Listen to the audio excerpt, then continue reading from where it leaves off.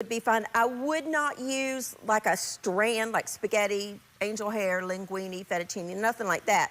Something with ridges on it so that the pasta sauce and the meat and all of the goodies can get inside the noodles and cling to it. Whereas a noodle is just gonna slide, I mean, a thin strand, it's just gonna slide off. So, I've got the ground beef, I've got 1 pound of ground beef just browning up here. It's browning up, my glasses are getting nice and foggy from the pasta water.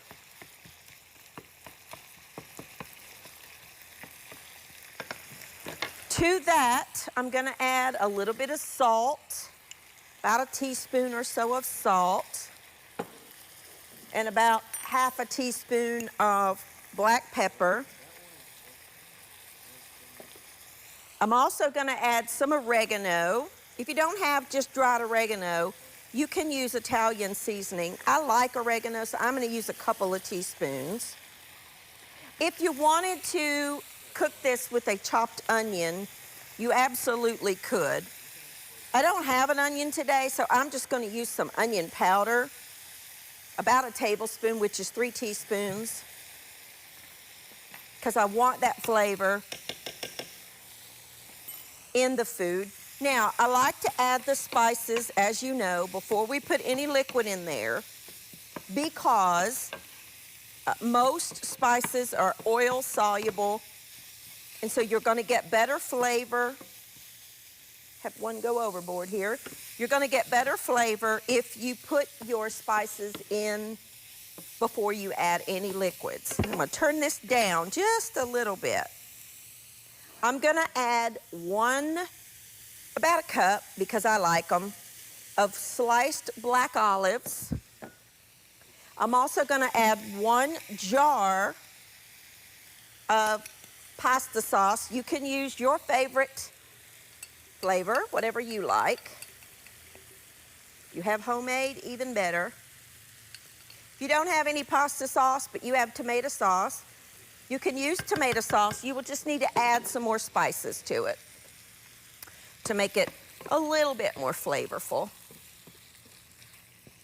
Now, while that's simmering,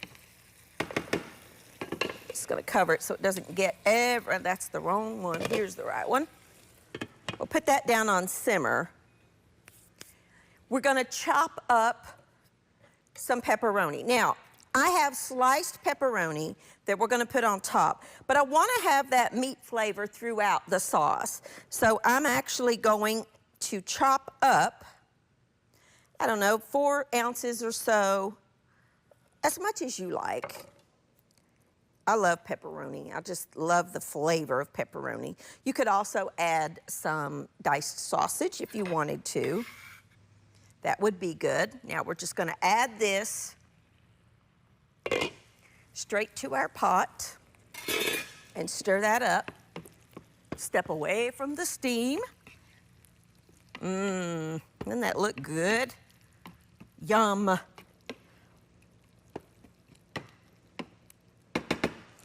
Okay, we're gonna cover that back up, let it simmer. Let's check our rotini, see if it's done. There's only one way, my glasses fog up here, to tell. And that's perfect.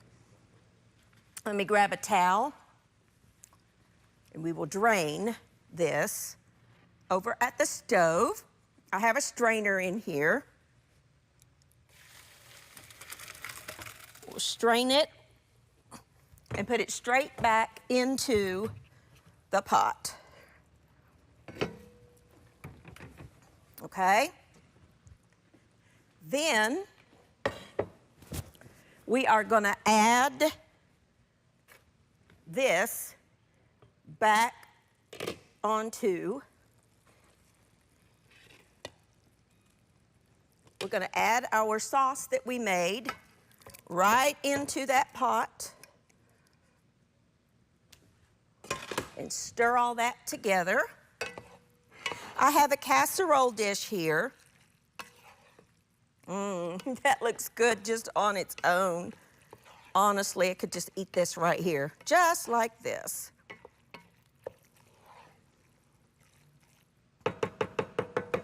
All right. Now, we are going to, the pot's still a little bit hot. I'm going to put about half of this in my baking dish. Not all of it, about half. Spread it out. Let's get that off the stove there. All right.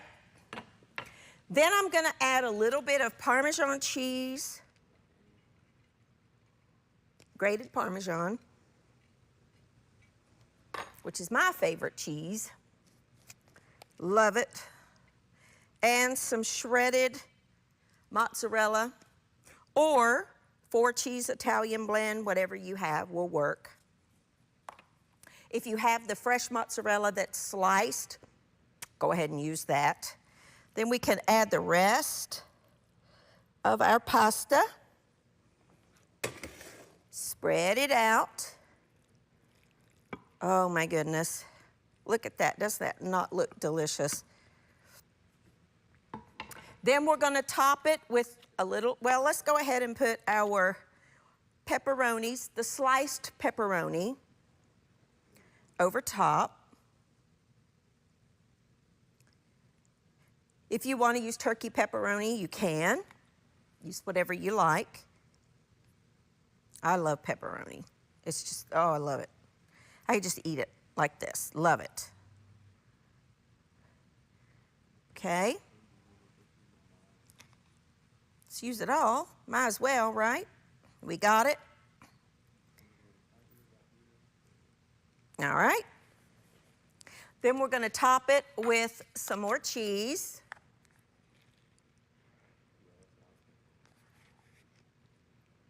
This is the 4-cheese blend. Yum. And then finally some more Parmesan. As much or as little as you want. I don't think you can have too much cheese. Not to me anyway. All right, we're gonna pop this in a 350-degree oven. You don't need to cover it or anything for about 30 minutes. And then we'll get it out. It needs to set for maybe 15 minutes before we cut into it. So we'll put this in our oven and let that bake for about 30 minutes. We're gonna take a quick break. I'm gonna clean up. When I come back, we're gonna get started on dessert because it needs to cook for just a little bit. Then we'll make our bread. I'll be back in just a minute.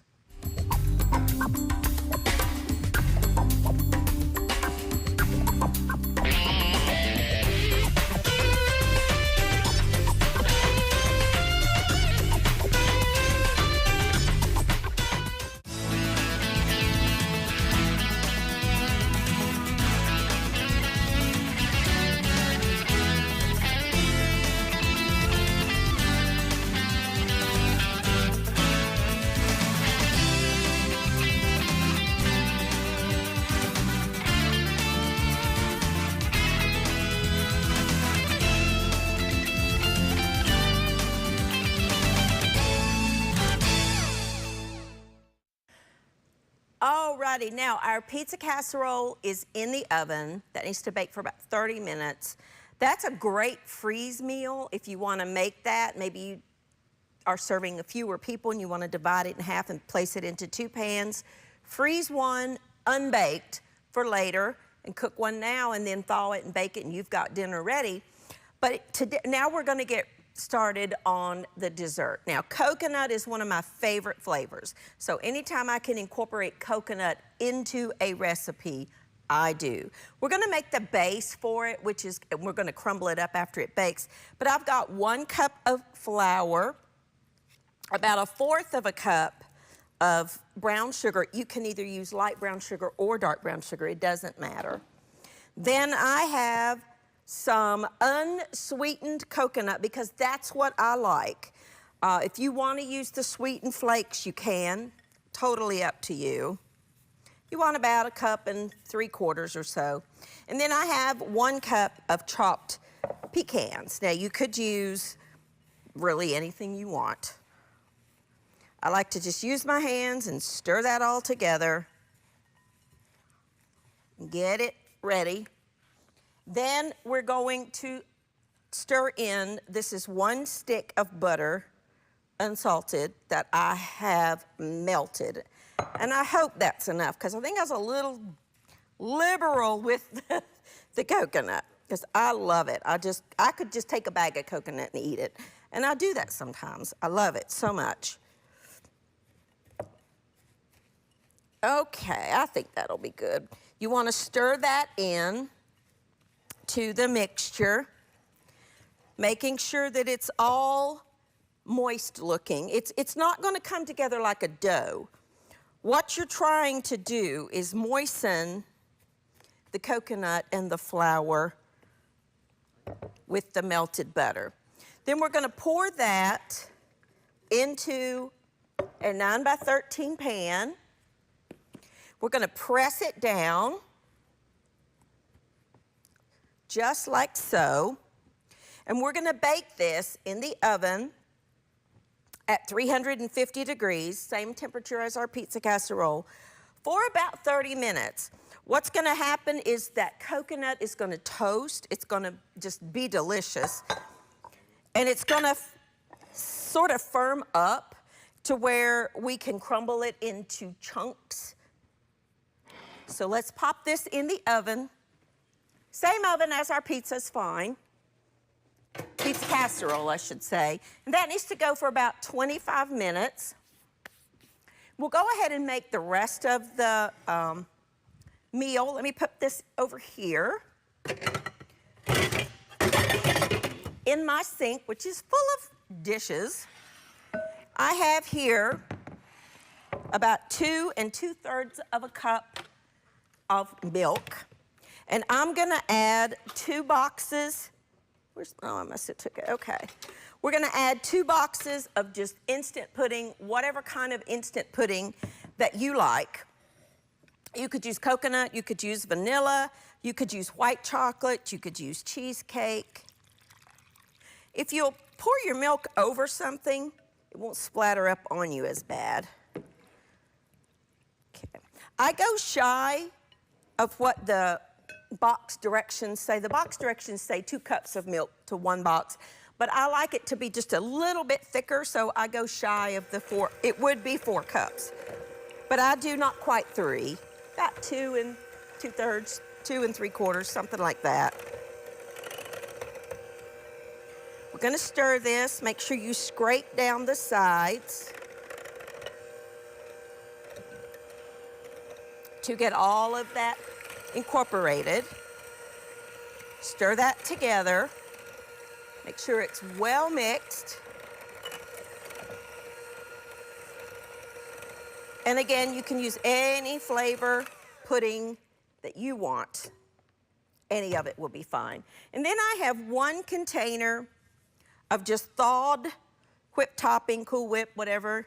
If you want to make your own whipped cream out of heavy cream, go right ahead. It's delicious.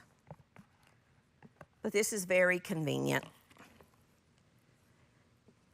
All right, just kind of fold that in. To fold something in, you kind of cut down the middle of it and then turn it over instead of just stirring it. If you fold it in, it doesn't deflate the whipped topping as much. I'm just going to fold this in, and then I'm going to pop this in the fridge to stay chilled while our base topping finishes baking, or our base. All right?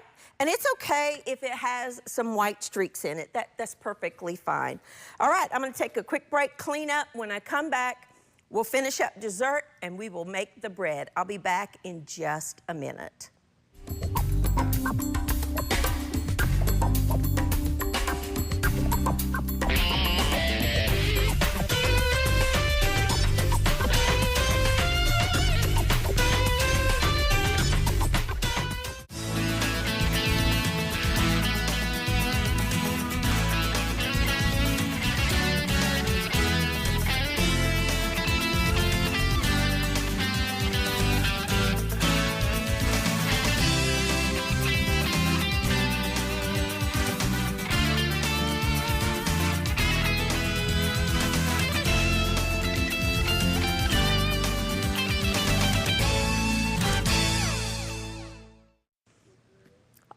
righty, now our pizza casserole is done. We're letting that cool. I just had a pecan. We're gonna make our bread. I have here 1 loaf of Italian bread. You could use French, you could do whatever kind you wanted. And I'm gonna cut it in half. And I'm just gonna place it on a lined baking sheet because I'm gonna be using cheese and I don't wanna scrub the pan. I have just some jarred pesto that I'm gonna stir up. If you have homemade, by all means use that. I love pesto. We're just gonna divide this pesto between the 2 loaves. Pesto is basil, garlic, olive oil, and pine nuts, all blended together. It's delicious. Parmesan cheese usually. If you make it homemade, I put a lot of parm in mine. You can make it, by the way, if you have a garden, an herb garden, and you grow basil, you can make your own pesto and freeze it. You can just make it, pour it in little ice trays, little cubes, freeze it, pop them out of there and put them in a Ziploc bag, and you've got basil whenever you want it, okay? We'll just put the rest of this back in the refrigerator for later. Then we're gonna top it with some cheese. This is just some more of that Italian blend, 4 cheese. Has mozzarella, provolone, I think maybe a little Asiago, Parmesan. But if you don't have this, you can just use mozzarella. White cheddar would be delicious. Whatever kind of cheese you want, actually, you could do. And we're gonna pop this in the oven at 350 degrees, just until the bread warms through and the cheese gets nice and melty. Because I like pepper so much, I'm gonna put a little bit of cracked black pepper, excuse me, on my bread. I need to grind up some more. What I do is take whole peppercorns, grind them in a spice grinder, and then keep them by my stove. Or you can just, you know, use your regular pepper mill. I have plenty of those too. I collect pepper mills. Little fact about me, maybe you didn't know. I love them. I don't know why, I just love pepper mills. I guess because I like peppers so much. Now, let's get this put over here and we'll get finished up on the dessert. Now, here is our pudding mixture and our crumbs that we made. I stirred them about halfway through the baking, and then I just put them in the refrigerator to chill. And we need another baking dish, and you're gonna put half of these down in the bottom. Just kind of spread them out, press them down, and then take your pudding mixture and kind of dollop it over top. I just take and put different, you know, just put spoonfuls,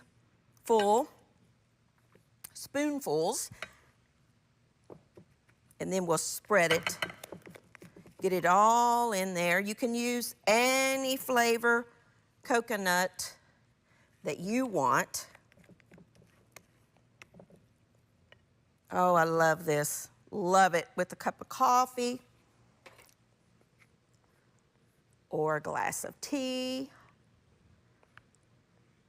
Coffee is best in my opinion because I love coffee. I like to use the little offset spatula, but you can use anything you have. This is a great little tool to have in your kitchen for tasks just like this, because you can skim the top. It has that little bent edge, which makes it a little easier to get into the dish that you're trying to spread things out without disturbing the bottom. Let's take a little taste test. So good. Now I won't touch this since I licked my finger, but what I will do is take a little spoon, or a big spoon, and just spread the rest of the coconut mixture over top. And then let this chill, oh, you know, 20, 30 minutes or so. This is a great little easy to make dessert for summertime. You know, sometimes you just want something cool. Once the weather warms up for me, I like things that are lighter and cool in taste and texture. I don't want real heavy. I mean, there's nothing wrong with a cobbler, believe me. Love cobbler, but in the summertime when it's so hot, something like this is perfect. So what I would do is just pop this in the fridge to kind of, you know, chill down just a little bit. And then when you're ready to serve, put it in, you know, individual servings. You could also, bowls, but you could also make this in little individual pudding cups. If you have the little dessert cups, they'd be really pretty in that kind of thing also. Or a trifle dish, you could put the layer of the coconut, then a layer of pudding, another layer of coconut, another layer of pudding, top it with your coconut in a trifle dish. I mean, you could really do whatever you wanted to do. If you wanted to make little individual servings, you could do that too. But this is delicious, and I used vanilla pudding. If you wanted to use coconut pudding, which I do use most of the time, but my store did not have any coconut pudding. And so I just, you know, I've used white chocolate, I've used cheesecake pudding, I've used vanilla pudding. So today I just used the vanilla pudding. You know, sometimes you just have to work with what you've got or what you can find. So it's a very versatile recipe that you can, you know, interchange and mix up however you want to mix it up. And there you go. There's a quick and easy little coconut crunch dish. I'm just gonna clean up my mess. When I come back, everything will be assembled, our bread will be out of the oven, and we will eat. I'll be back in just a minute.